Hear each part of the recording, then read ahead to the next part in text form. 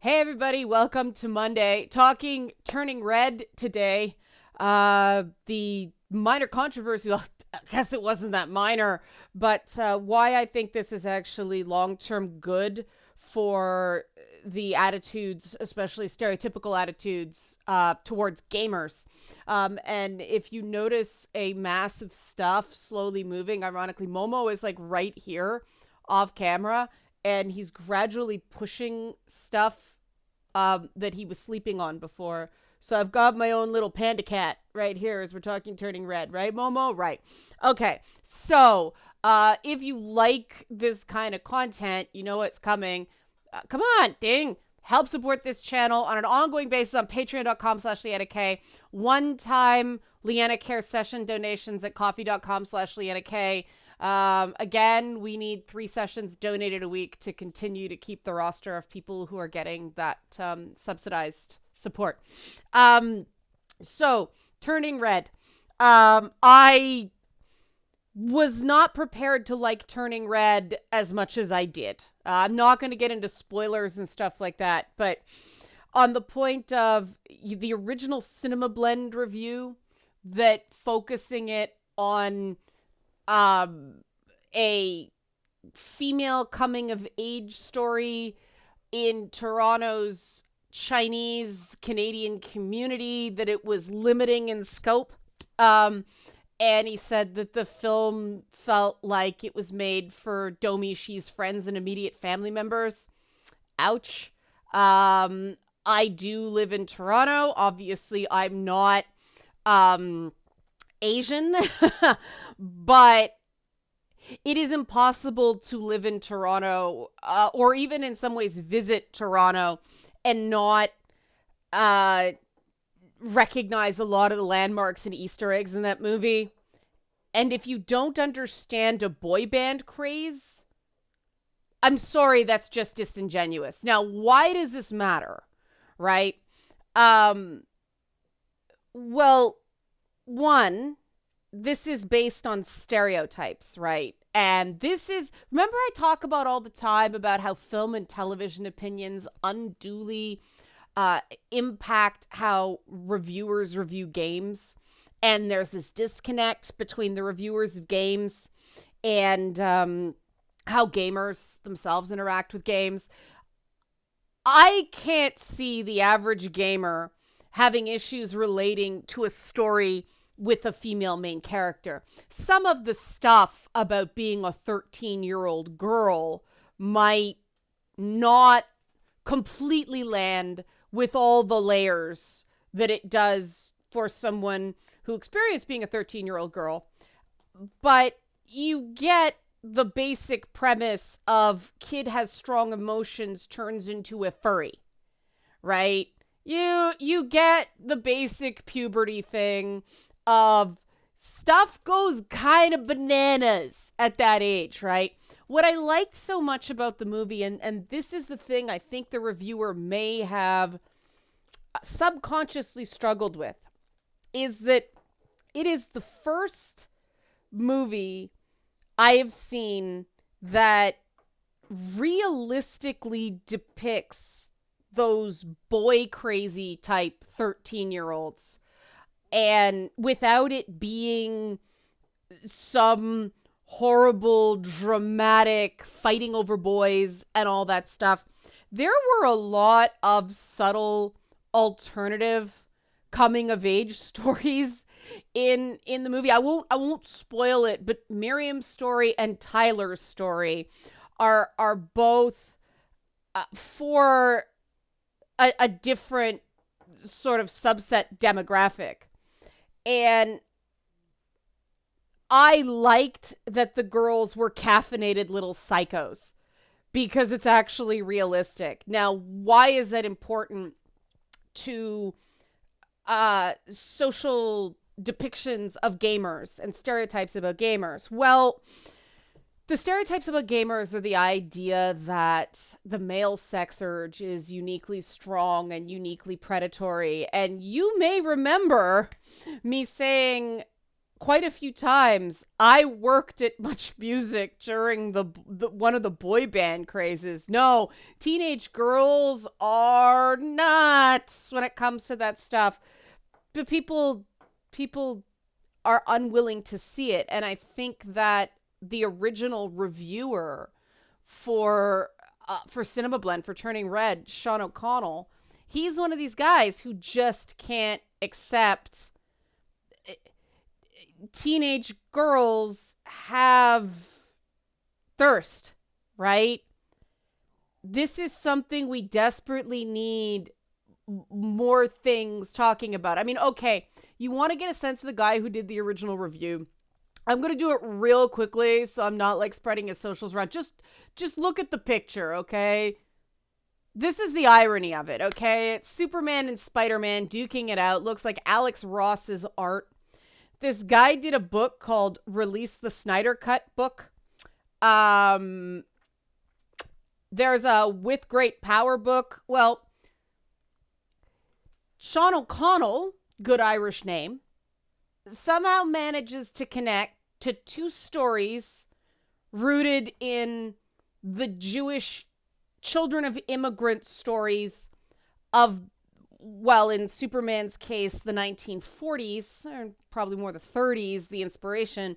And then, of course, Spider-Man with Stan Lee. And you know, it was sort of a 50s throwback story, Spider-Man. But both of them were rooted very, very heavily, as, you know, the creators were children of immigrants. Now, guys like Sean O'Connell don't think of that as too niche for anyone to relate to. But the idea of a secret identity when you were a Jewish kid at that age, that landed in a different way. And a guy with the last name of O'Connell might not have picked up on that, though that's sort of ignorant of history because of the whole treatment of the Irish. I mean, the Irish and Jewish entertainers were shoulder to shoulder in Hollywood when it was coming up. But, you know, some people just do not see the, children of Jewish immigrants' roots of Superman and Spider-Man. But Superman and Spider-Man, the stories have been told again and again and again and again. And so people know the beats. And so now it's considered for everyone. But it really wasn't. There was a lot of subtext, and, you know, comic books were kid stuff back then. They were crap. And, you know, this is somebody years and years and years later saying these stories are universal. The Release the Snyder Cut thing just really skews the sample there.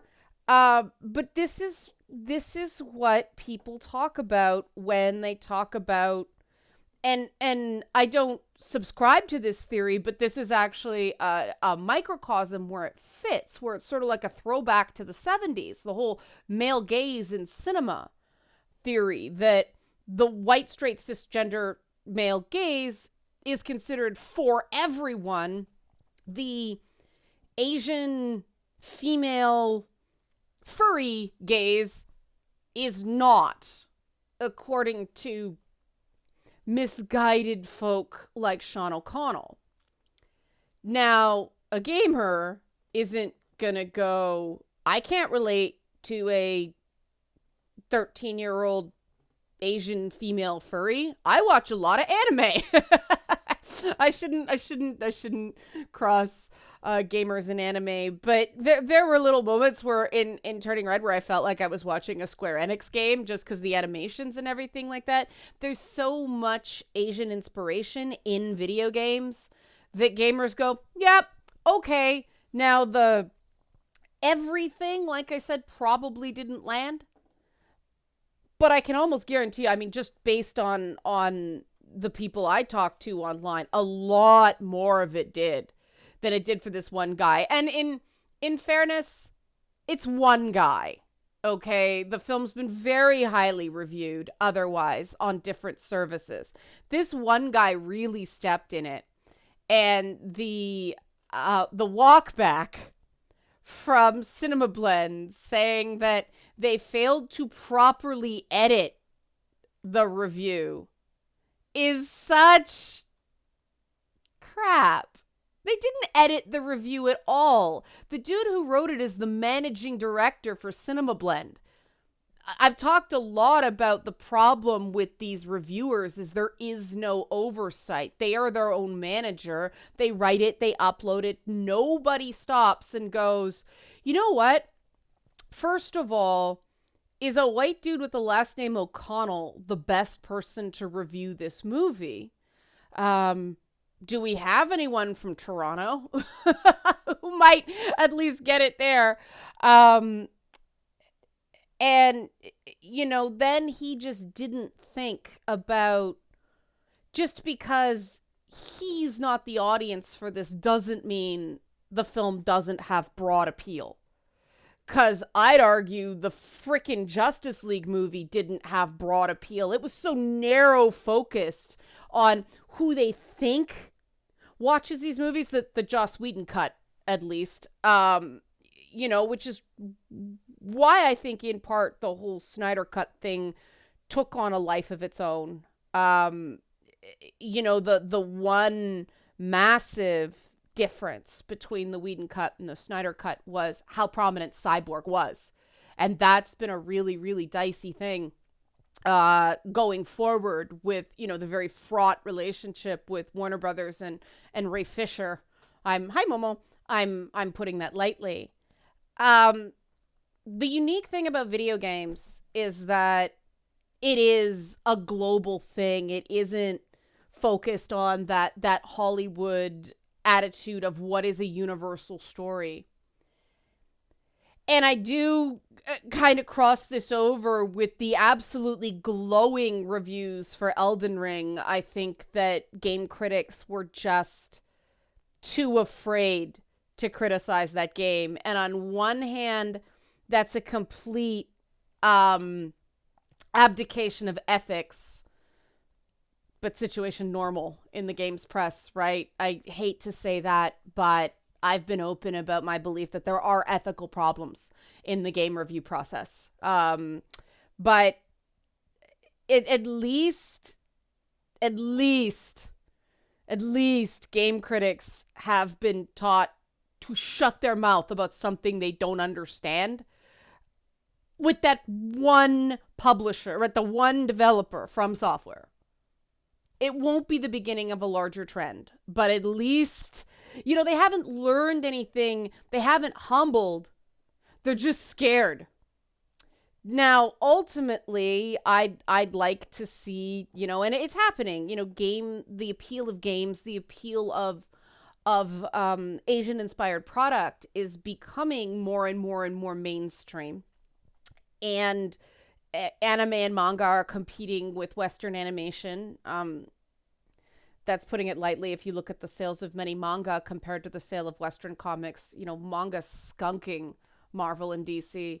But I do think that if there's more movies that are honest about how crazy teenage girls go in that libidinous teenage years period, that this imbalance, the idea that men are just inherent predators because sex urge, will diminish, because it's admitting that,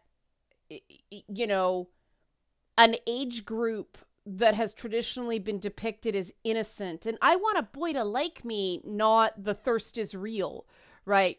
No, the truth is very different. I actually found the way some girls went mental for boy bands when it was the New Kids on the Block era. I actually found it vaguely terrifying myself. I went to one boy band concert as an attendee. When I got out of there, my ears were ringing so badly from all the screaming. I had vertigo, and I was quietly terrified and didn't say anything because, you were weird if you didn't go crazy like that. It was so normalized. Boy bands are the excuse for teenage girls to go nuts and have this catharsis experience because there's so much pressure to conform in so many other ways. I think that if we're more honest about the lives of teenage girls, the stereotypes about young men will diminish, because there won't be that perceptual imbalance regarding libido, right? Teen libido, the teen sex urge, basically interest in either the opposite or the same sex, or both, or neither. I guess neither is what they want the default state for girls to be, and not the default state for boys to be, and that's not right either, right? Ace boys exist. So, Disney's had a rough time of it. Hopefully people will give Disney credit where credit's due for making this movie. Some of you may have seen me talk about it on Robert Willing's podcast yesterday, but I just wanted to make this video. I'm curious about your thoughts about this. I'm sure a lot of people will not be willing to believe that hope is possible, but I think this is a really good start. Having worked at the music station that was approximated in Turning Red, at the time Turning Red takes place, that depiction of teenage girls at that time, 100% real. They were over-caffeinated little psychos. Okay. Not much more to say about this. Where's my thing? Okay. Support this channel if you like this sort of content. Patreon.com/Leanna K, or one-time donate Leanna Care sessions. Coffee.com/Leanna K. Thanks for watching.